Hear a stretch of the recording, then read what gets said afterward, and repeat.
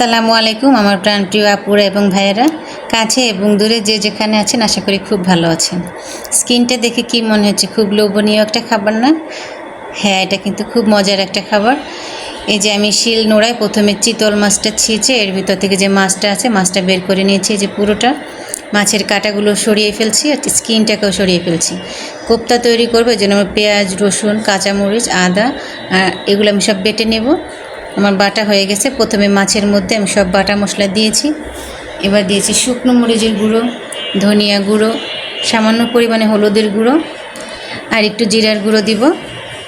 সব ধরনের মশলা দিয়ে মাছটাকে খুব ভালোভাবে মেখে নিতে হবে।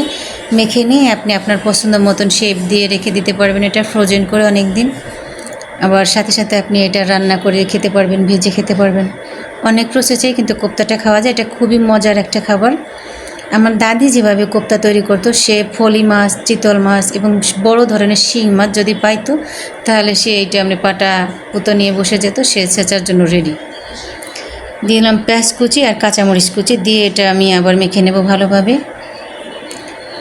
এখন দেব একটি লেবুর রস। লেবুর রসটা একটু দেওয়ার চেষ্টা করবেন, কিন্তু খুব সুন্দর একটা ঘ্রাণ আসে। আর যদি সেটা বাসনা লেবু হয় তাহলে খুব ভালো। নিয়ে কিছুটা ধনিয়া পাতা কুচি। আমার সব ধরনের মশলা দেওয়া শেষ। এবার একটু ভালোভাবে মেখে আমি আমার পছন্দ মতন শেপ দিয়ে নিব। আমি 3-4 রকমের স্টাইলে তৈরি করছি, তো শুধু আজকে যে কোপ্তাটা আমার দরকার, যে কোপ্তার যে শেপটা দিয়েছি এটাই আমি আপনাদেরকে দেখালাম। এটা আমি ফ্রোজেন করে রেখে দেবো। আমি যেদিন রান্না করব সেদিন বের করে নেব। আজকে আমি কোপ্তা দিয়ে পাতুরি তৈরি করবো, যেন হচ্ছে পেঁয়াজ কুচি, মরিচ কুচি, রসুন কুচি, একটু আদা, 2 রকমের সরিষা আর নিয়েছি পোস্ত। ওইটা বেটে এখন আমি নিয়েছি একটু জিরা আর একটু ধনিয়া। সবগুলো মশলাই কিন্তু পরিমাণে খুবই কম নিয়েছি আমি, কারণ পাতুরিটা খুবই কম। আর এই যে একটা প্রসেস দেখেন, এটা অবশ্যই অনেক ফলো করতে হবে পাতুরি তৈরি করলে। আমি যে কলা পাতাটা আছে, প্রথমে একটা শুকনো কাপড়, ভালো কাপড় দিয়ে মুছে ভাতটা রান্না করতেছে, যে বলক চলে আসছে ভাপের উপরে দিয়ে একটু নরম করে নিয়েছি। এটা কিন্তু আপনাকে করতেই হবে, নরম না করলে কিন্তু আপনি পাতুরিটা সঠিকভাবে বসাতে পারবেন না, এটা ছিঁড়ে যাবে। এবার আমি একটা বাটিতে সব যেই বাটা মশলাগুলো ছিল এগুলো নিয়ে প্রথমে তারপরে দিয়েছি লবণ, এখন দিচ্ছি হলুদের গুঁড়ো আর মরিচের গুঁড়ো। আর তো মশলা নেই, বাকি সব মশলা কিন্তু আমি বেটেই দিয়েছি আমার যতটুকু পরিমাণে দরকার। এখন দিলাম এটা হচ্ছে ভাজা জিরের গুঁড়ো, কিছুটা ধনিয়া পাতা। সব মশলা একসাথে দিয়ে আমি রান্নাটা বসিয়ে দেবো, এরপরে আর কিছু দেওয়ার থাকবে না।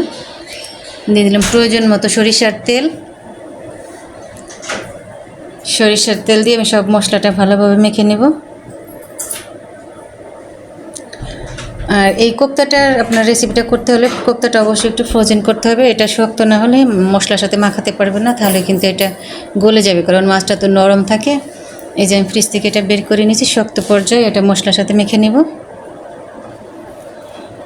আমার যতটুকু দরকার এই মতটুকু বের করে নিয়েছি। মশলার সাথে এটা মেখে তারপর আমি যেই পাত্রটা সেট করব এটা আমি একটু তেল মেখে নেব। মশলার সাথে যখন এই মাছগুলোকে মাখাবেন দেখবেন খুব সুন্দর একটা ফ্লেভার আসতেছে, কি সুন্দর একটা কালার, মাশাআল্লাহ, দেখলেই খেতে মন চাচ্ছে। এটা কিন্তু অনেক মজাদার একটি খাবার।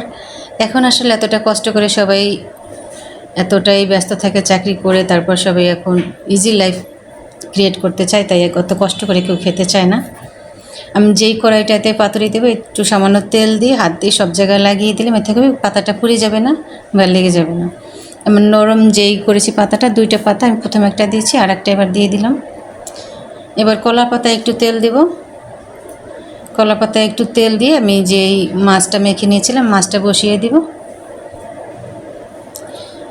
এইটার যেই অথেন্টিক যেই স্বাদ, এটা যদি পেতে চান তাহলে আমি যেই প্রসেসগুলো ফলো করছি আপনাদের স্টেপ বাই স্টেপ একটু ধৈর্য ধরে এভাবেই করতে হবে, তাহলে কিন্তু খুব মজা করে খেতে পারবেন।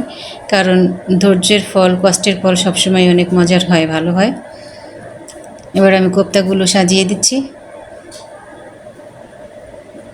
সাজিয়ে দিয়ে এটা রান্না করতে বেশি সময় লাগবে না, ধরেন 30 মিনিটে হয়ে যাবে। সব কোপ্তাগুলো আমার দেওয়া হয়ে গেছে। এবার উপরে যেই মশলাটুকু ছিল বাটিতে এটুকু উপর দিয়ে দিলাম। সামান্য একটু পানি দেবো, আমি বাটিটা ধুয়ে জাস্ট, পানি না দিলেও হবে, কারণ এটা থেকে যে পানি বের হবে তাই মাছটা কিন্তু সিদ্ধ হয়ে যাবে। আর কলা পাতায় রান্না তো একটু সময় নিয়ে রান্না করতে, জালটা জোরে দেওয়া যায় না, তাই পানি না দেওয়াটাই ভালো। একটু সামান্য পরিমাণে পানি দিয়েছি। এবার যে বাকি সরিষার তেলটুকু ছিল এটা আমি উপরে ছড়িয়ে দিলাম। ছড়িয়ে দিয়ে একটা ঢাকা দিয়ে আমি চুলায় বসিয়ে দেব। লো লো হিটে আমি 10 মিনিট জাল করব। 10 মিনিট পরে আমি আপনাদেরকে দেখাবো যে ভিতরটা কী অবস্থা। ওই দেখেন বুদবুদ চলতেছে, ভিতরে দেখা যাচ্ছে ঢাকনার উপর দিয়ে, কি সুন্দর। বাহ, এত চমৎকার একটা ঘ্রাণ, মানে ঘ্রাণে ঢাকনাটা উঁচু করছি পরে আমার রান্নাঘরটা একেবারে ঘ্রাণে ভরে গেছে, সারা ঘর মোমো করবে একটু পরে, এত সুন্দর একটা ফ্লেভার। এবার ঢেকে আমি আরও 10 মিনিট এভাবে জাল করব। এই পর্যায়ে আপনারা চাইলে একটু লবণটা চেখে দেখবেন।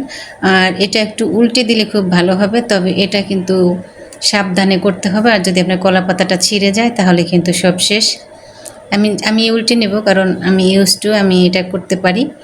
এই যে দেখেন উল্টে দিচ্ছি, নিচটা একটু একটু লেগে লেগে যাচ্ছে।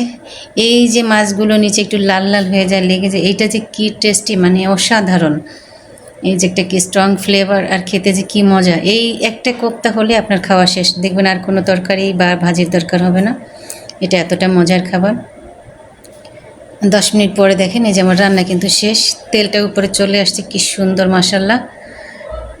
রান্না অলমোস্ট শেষ হয়ে গেছে। সবাই এভাবে কোপ্তা তৈরি করে খাবেন চিতল মাছ দিয়ে। এটা চিতল মাছের কোপ্তা পাতুরি। এই দেখেন, এটা আমার দাদির রেসিপি, সবাই তৈরি করে খাবেন। আমি খাওয়ার জন্য বসে গেছি। সবাই ভালো থাকবেন, সবাই সবার জন্য দোয়া করবেন, আর লাইক কমেন্ট শেয়ার দিয়ে পাশে থাকবেন। যারা আমার চ্যানেলটা এখনও সাবস্ক্রাইব করে নেয় দয়া করে একটু সাবস্ক্রাইব করে দেবেন। সবাই পাশে থাকার চেষ্টা করবেন। আল্লাহ হাফেজ।